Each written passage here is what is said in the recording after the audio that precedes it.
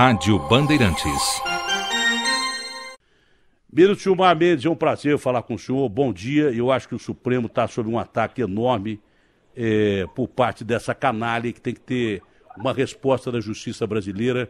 E eu não sei por que o Janot até agora não encaminhou um pedido de prisão desse safado, desse Joesley, que eu não posso chamar de bandido, porque foi perdoado pela República Federativa do Brasil. Como vai o senhor, ministro? Ô, Datena, é um prazer enorme lhe falar. Eu estou viajando, eu estou nesse momento em Paris, mas não queria deixar de atender ao seu apelo e ao seu convite para participar do seu programa.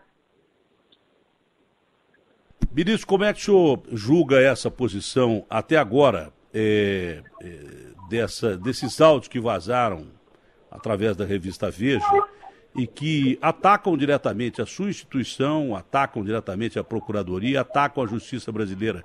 O que o senhor acha que deve ser feito, que não foi feito?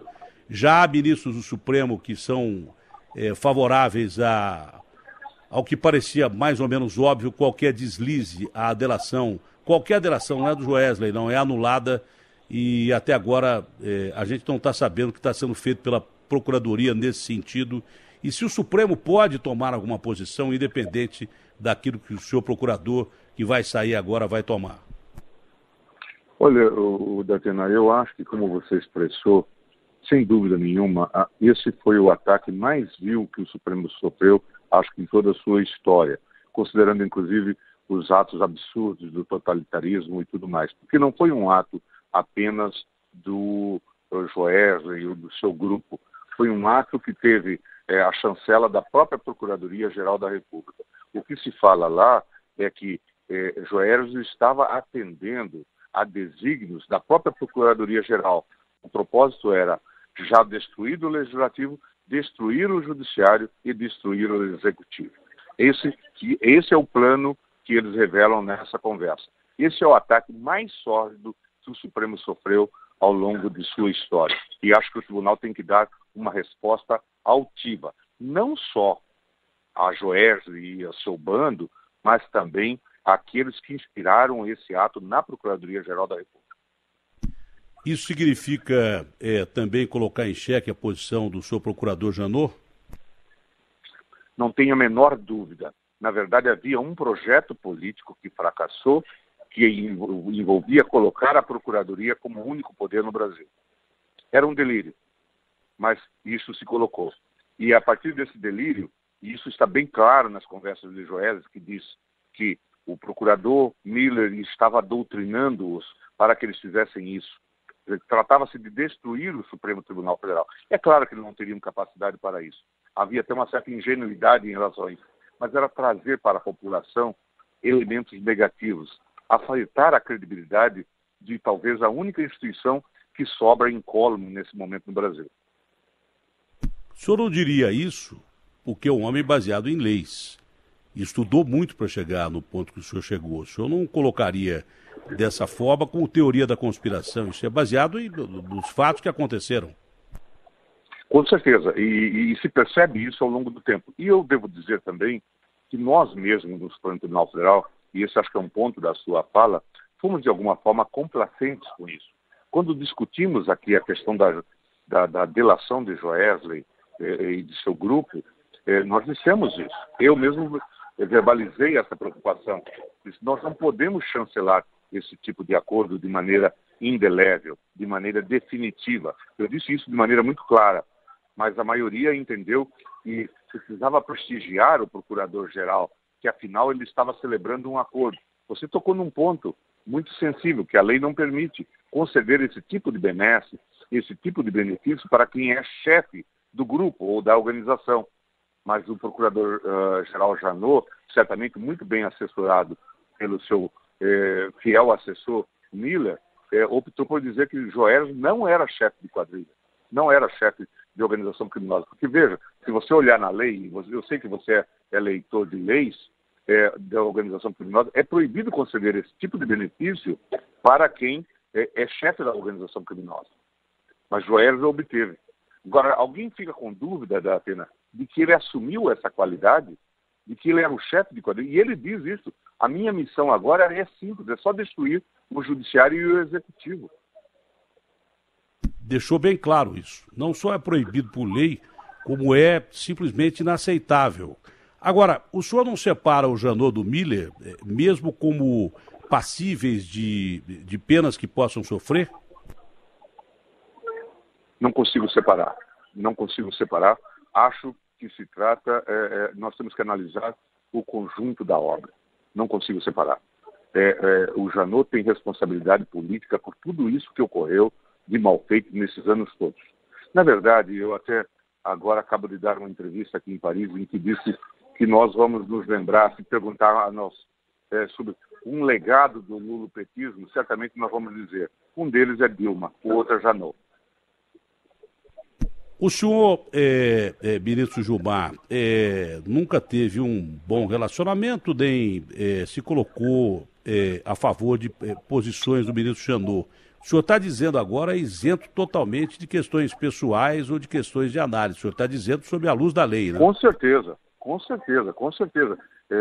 Não levo as questões pessoais para o debate institucional e todos que me conhecem sabem disso. Agora, nunca deixei de pontuar os aspectos críticos, assim como elogiei e elogio, e acho que foi um grande trabalho, o trabalho da Lava Jato. Acho que foi uma grande contribuição. E não nego que a Procuradoria tem grandes valores que estão realizando um bom trabalho. Como tenho elogiado muito, e acho que essa é uma instituição digna de realce, Datena, o trabalho da Polícia Federal. Esta sim vem fazendo, inclusive, um trabalho exemplar do ponto de vista institucional, porque realiza o seu trabalho com discrição, sem nenhum projeto político partidário. Eu entendo que Janot e seu grupo tinha como objetivo uma delenda à política, destruir a política e se colocar como alternativa para todos os casos. O resultado é este. Ministro Gilmar Mendes, é claro que às vezes é difícil para o povo entender a aplicação da lei. Às vezes é complicado para o povo de uma forma geral, nós leigos não entendemos a aplicação da lei. Sobre a questão da Lava Jato, é claro que ela fica prejudicada por essa delação que, segundo o senhor, faz parte de uma conspiração mesmo. É uma conspiração que vem de dentro, que vem da Procuradoria-Geral, junto com o seu Joesley e o que seria, em tese, a sua quadrilha, que assim não foi qualificada, pelo menos até agora, pelo seu Procurador-Geral da República, enquanto procurador está, enquanto vai durar como procurador. Mas algumas decisões da Justiça brasileira já ameaçam, por exemplo, a Lava Jato. E algumas decisões polêmicas que o senhor tem participado. E é importante perguntar ao senhor, com a soltura daquele sujeito, aquele barata lá do transporte coletivo lá do Rio de Janeiro, se colocou até a possibilidade de suspeição da sua condição de julgar. Não é? O que o senhor tem a dizer sobre isso também, ministro? Porque às vezes fica difícil a gente entender aqui de baixo o que acontece na aplicação pura, fria, simples da lei, como ela tem que ser feita. E que tem que ser enfrentado, inclusive, o julgo popular. É verdade, é verdade. Datena, na verdade, naquele caso, houve um tipo de escândalo ou de celeuma absolutamente indevido. Nós lidamos com essa questão do conhecimento de pessoas, das relações com as pessoas, independentemente dos nossos juízos, quando temos que fazer análise no caso concreto. Eu, por exemplo, estou em Brasília há mais de 40 anos. Conheço todo a gente do mundo político. E, claro, tenho que julgá-los muitas vezes por conta da prerrogativa de posto. E eu faço de maneira razoável. No caso específico da Lava Jato e dessas operações, toda vez que se concede um habeas corpus a alguém, vem esse tipo de discussão, o que é indevido, e é mais uma marca dessa gestão Janot. O que se quer? Se quer criminalizar a concessão de habeas corpus, o que não é razoável. Veja, eu estive acompanhando a minha mulher num casamento do seu sobrinho com a neta desse senhor Barata, a filha desse senhor Barata, e ponto, nunca mais estive em contato com essas pessoas. Agora geram essa suspeição. Se amanhã espero que você nunca precise, se você precisasse de um habeas corpus, O fato de eu ter conversado com você 10 vezes no seu programa, ou 20 vezes talvez, não me faria impedido. Eu não sou seu amigo íntimo. Então, eu espero que o senhor precisasse, o senhor me conceda. Eu espero, sinceramente, se eu precisar, o senhor me conceda. Mas eu entendi o que o senhor quis dizer. Então, é essa confusão. Agora levam para o público um tema que é técnico, que é suspeição ou impedimento, e fazem toda essa mistura. E aí saem falando coisas. A minha mulher, por exemplo, tem 20 irmãos. 10 irmãos verdadeiros e meio irmão, 10. Ora, aí diz assim, não, mas um cunhado dele tinha negócios e coisa do tipo. Eu vou lá, a esta altura da vida, sair pescruçando relações de cunhados meus com coisas do tipo. Então ficam inventando coisas. Eu fiquei no governo, eu trabalhei no governo Collor, trabalhei no governo Fernando Henrique, conheço todo o mundo político do Brasil, relaciono-me no meio acadêmico com advogados de excelência. O Sr. Ives Ganda, por exemplo, que você conhece e que frequentemente atende os seus pedidos aí, é meu amigo de muitos anos, de 40 anos. De vez em quando ele sai irritado. Poxa, Gilmar, ganhei a causa, mas você votou contra. É assim que a gente procede. Por quê? Porque nós temos as nossas convicções e assim agimos. Eu agradeço a você por me fornecer essa oportunidade para esclarecer ao grande público toda essa confusão. Quer dizer, nós sabemos fazer as distinções, sabemos fazer as diferenças. Nós temos, na verdade, as nossas obrigações profissionais. Mas essa é a confusão. Mas isso mostra bem a baixa qualidade institucional da Procuradoria sob a liderança de Janot, que levou essa garotada toda a ficar nesse assanhamento. Isso é uma brincadeira. Começam a fazer, ao invés de fazerem o trabalho sério de investigação, passam a buscar o auxílio da imprensa para tentar constranger o tribunal. Ninguém vai constranger o Supremo Tribunal Federal, porque se o Supremo Tribunal Federal se deixar constranger, ele deixa de ser Supremo. É isso que as pessoas precisam entender. A mídia tem uma grande responsabilidade nesse episódio. Não se criaria um fenômeno tão lamentável na história. É a minha responsabilidade. É a figura mais lamentável, mais deplorável que já teve na história da Procuradoria-Geral da República em todo o tempo. Você que lida com direitos, sabe, pela Procuradoria passou Moreira Alves, Procuradoria-Geral da República, passou Sepúlveda Pertence, passou Xavier de Albuquerque, Henrique Fonseca de Araújo, gente de grande nomeada, que tinha lido livros e escrito livros. Gente que, muitos deles acabaram no Supremo Tribunal Federal.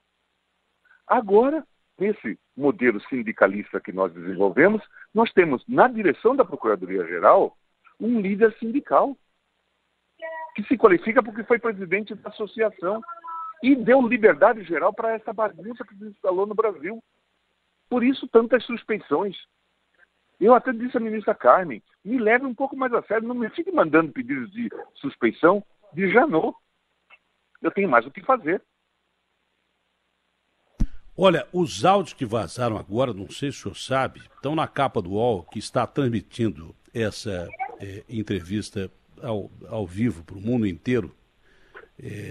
São áudios não estão publicados aqui da forma com que foram gravados, né? Porque, é claro, o UOL tem a sua responsabilidade do Grupo Folha.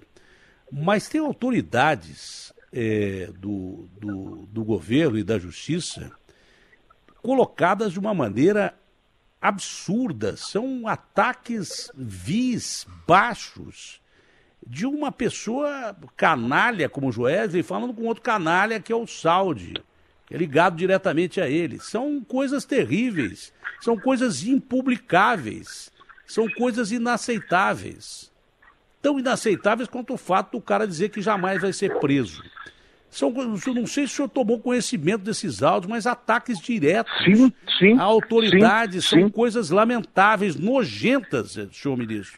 Agora, independente disso, porque o senhor tem que ter a cabeça calma, tem que ter a cabeça no lugar para ser um sujeito que é notável do Supremo, que vai aplicar uma determinada pena ou que vai dar um habeas corpus. Você não pode agir com a razão, você não pode agir com a emoção, você tem que agir com a lei. A lei é simples, você tem que ler e aplicar. Então, se você ouvir esse áudio, é capaz de você mandar para o cara para cadeia, para o cara nunca mais sair, e há como você manter o cara na cadeia até ele nunca mais sair, porque mesmo nesse Código Penal ultrapassado que nós temos, tem uma figura do exame criminológico, se você botar que o cara é um psicopata, ele nunca mais sai da cadeia. As pessoas nem sabem disso, mas tem. Agora, esses áudios não vão influenciar dessa forma dos ataques pessoais, mas os ataques à autoridades não podem ser de forma alguma desprezados, os ataques à República não podem ser desprezados, os ataques ao poder não podem ser desprezados, e até agora não há uma perspectiva do senhor ministro, do senhor procurador, que deu uma entrevista que devia começar com um pedido de desculpas, mas que ele, na imponência dele se achar acima do cargo, não pediu desculpas, devia começar, queria me desculpar por um erro que eu cometi e que alguém cometeu dentro da Procuradoria, mas não falou isso. Eu achei de uma falta de respeito para com a população brasileira que foi impressionante. Isso eu sempre falei e achei demais. Agora, o Supremo pode se antecipar, porque também aqui ninguém está pedindo a prisão do Joesley como escárnio, ninguém está pedindo a prisão do Joesley aqui como turba. Nós estamos pedindo a prisão do Joesley porque ele cometeu um deslize na delação premiada e entregou uma fita que foi sabiamente recuperada pelo sistema de criminalística da Polícia Federal, que essa sim devia ter conduzido essa gravação e faria de uma forma correta, né? Em que ele não sabia que a parte que ele apagou podia ser recuperada. E esse cara, pelo que ele disse aqui, ele já devia estar preso. O Supremo pode se antecipar ao senhor procurador e pedir a prisão dessa canalha ou não? Datena, eu gostaria de pontuar alguns aspectos. Na verdade, nós tivemos nesse episódio, como também você tem apontado, uma comédia de erros. E isso a Polícia Federal tem indicado. O próprio diretor da Aiello, em conversa comigo, e eu transmiti isso ao ministro Fachin, me disse que um episódio como esse seria conduzido pela Polícia Federal e pela Procuradoria-Geral e o acordo só sairia em 6 meses. Há um protocolo. Portanto, na verdade, houve um bypass. Houve, na verdade, um atalho nesse acordo, que se conseguiu em 30 dias. Deve ser por conta da influência que o Miller tinha em todo esse contexto. Então, já há aqui um sinal de coisas mal feitas. Depois, nós tivemos a juntada aos autos do inquérito da gravação sem perícia, o que é um vexame do ponto de vista jurídico e judicial. Isso ocorreu também.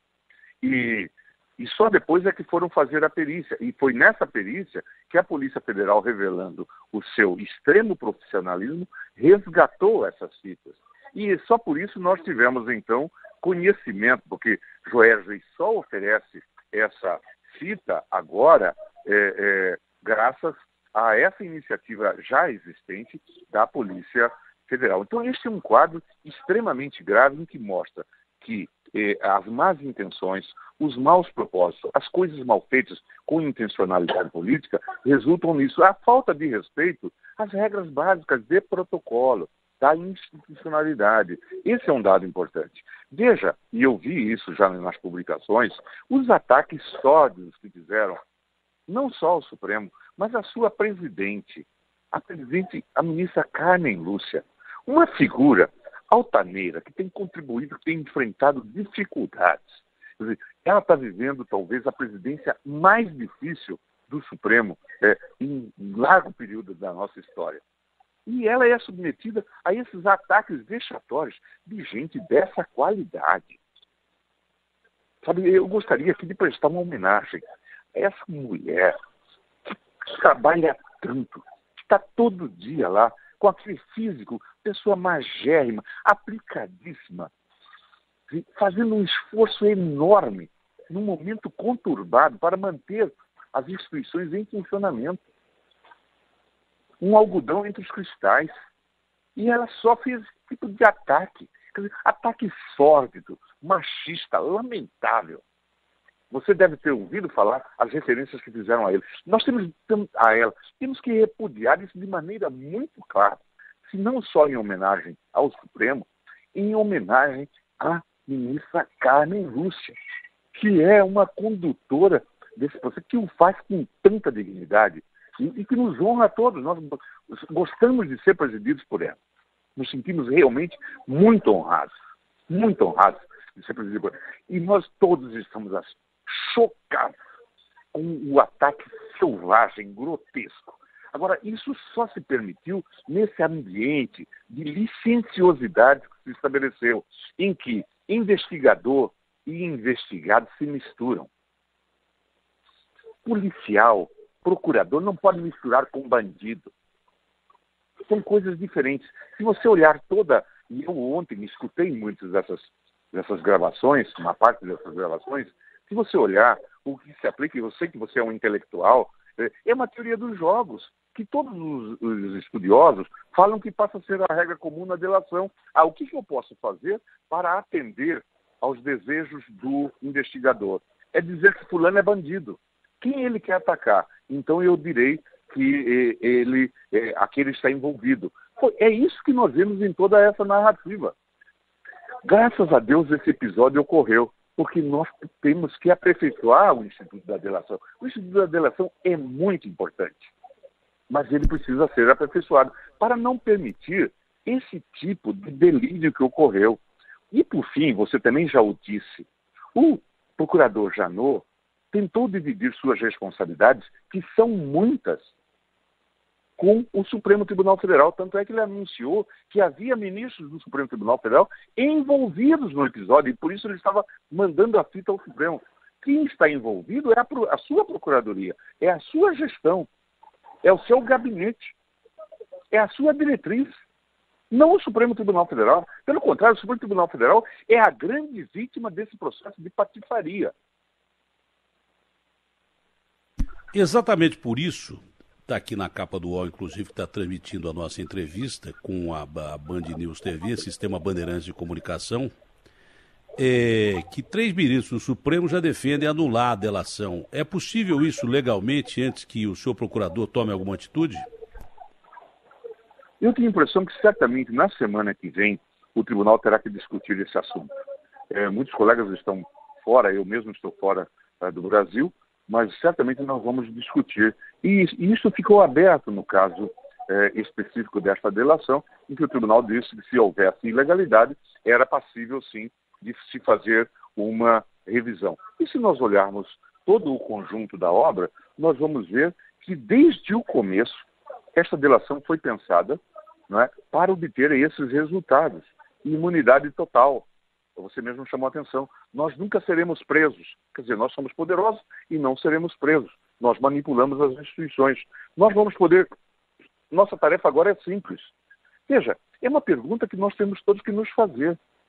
Por que se fala que já havia sido destruído o Legislativo e que agora só faltava destruir o Judiciário e o Executivo? Era esse o propósito da Procuradoria-Geral? Para ela se colocar no lugar de todos esses poderes? É isso? Essa é uma grande pergunta, é uma pergunta importante. Porque, veja, isso denota um tipo de... Talvez é a mais importante de todas.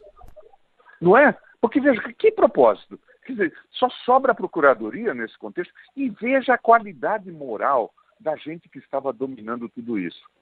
Eu fiz um reparo, Datena, e você deve ter até visto, no dia 1º de agosto, quando abriram as sessões, eu falei na segunda turma, sobre o julgamento daquele advogado e daquele procurador que estavam presos. Eu fiz um apanhado de toda a situação e disse, há uma situação peculiar na Procuradoria-Geral da República, porque no primeiro embate com uma montanha de dinheiro, 2 procuradores ficaram no chão. E a quem eu me referia? Ao Ângelo e ao Marcelo Miller. E eu não sabia tudo que hoje sei sobre o assunto. O senhor vê ligação diretamente criminosa entre o senhor Janot e o senhor Marcelo Miller, desse caso, de receber dinheiro mesmo ou não? Alô? O senhor vê ligação diretamente criminosa do senhor Marcelo Miller e do senhor Janot serem influenciados por receber dinheiro mesmo da outra parte ou não? Eu não tenho nem menor dúvida, de que esse senhor Miller atuou já profissionalmente em favor desse grupo. atuando como procurador da República. Há elementos muito fortes, inclusive nessa fala, de que ele já falava, assessorava esse grupo nessa negociação. Que outras coisas estranhas ocorreram, não posso dizer, mas certamente isso é digno de investigação. E eu tenho a impressão, eu torço para que a nova procuradora-geral, a doutora Raquel Doge, faça uma belíssima gestão, mas ela tem um grande desafio. Ela tem que reconstruir a credibilidade desse órgão, que até pouco tempo era considerado por nós quase que sacrossanto, que é a Procuradoria-Geral da República. Como homem de leis, o senhor vê a necessidade do senhor ministro Janot ser investigado?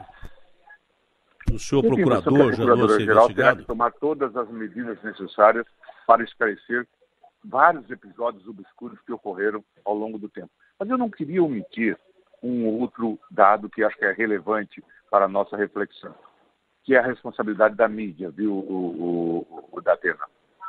A mídia contribuiu para a criação desses falsos mitos. A mídia, na verdade, foi conivente, foi muito acrítica em relação a isso, dando vozes a pessoas que, de fato, manipulavam todo esse jogo e não dando vozes para os críticos. Também faltou aqui, eu devo dizer, uma atuação mais serena e responsável da própria Ordem dos Advogados do Brasil. A Ordem dos Advogados do Brasil está há muito tempo deixando a desejar. Faz um tipo de política, às vezes até política partidária, política corporativa, mas não tem cumprido os seus mistérios institucionais. A Ordem teria que estar discutindo esses abusos e a gente não ouve falar. E a gente tem que se lembrar, você que gosta de história, há de se lembrar que pela Ordem passaram nomes também de grande realce. Para falar só num, Raimundo Faoro. Quer dizer, é preciso que essa gente, que talvez não tivesse e nem tenha o estofo de Raimundo Faoro, tente sim ombrear, ver nesses exemplos, nas suas responsabilidades. Da mesma forma que o senhor defende a instituição que nós todos defendemos, no caso da ministra Carmen Lúcia, eu não a defendo como ministra, eu defendo a ministra Carmen Lúcia como mulher. E, obviamente, o senhor acha que as pessoas ficam falando bem do senhor, falando bem de mim? Evidente que não. E quanto mais terríveis os comentários que fazem sobre nós, da boca de quem parte, eu fico até feliz. Por isso que eu acho que a ministra Carmen Lúcia não deve se abalar. Mas eu faço aqui a defesa da ministra Carmen Lúcia, não como ministra do Supremo. Agora, ministro, o senhor quer fazer mais alguma colocação? Porque eu já tomei demais o seu tempo, mas foi importante conversar com o senhor. Datena, também eu tenho o maior respeito pela imprensa, tanto é que você sabe do meu carinho com todos os profissionais da imprensa. Nosso trabalho não seria reconhecido e não chegaria às pessoas a não ser por intermédio da imprensa. Mas a imprensa também precisa ser crítica e não pode deixar-se manipular.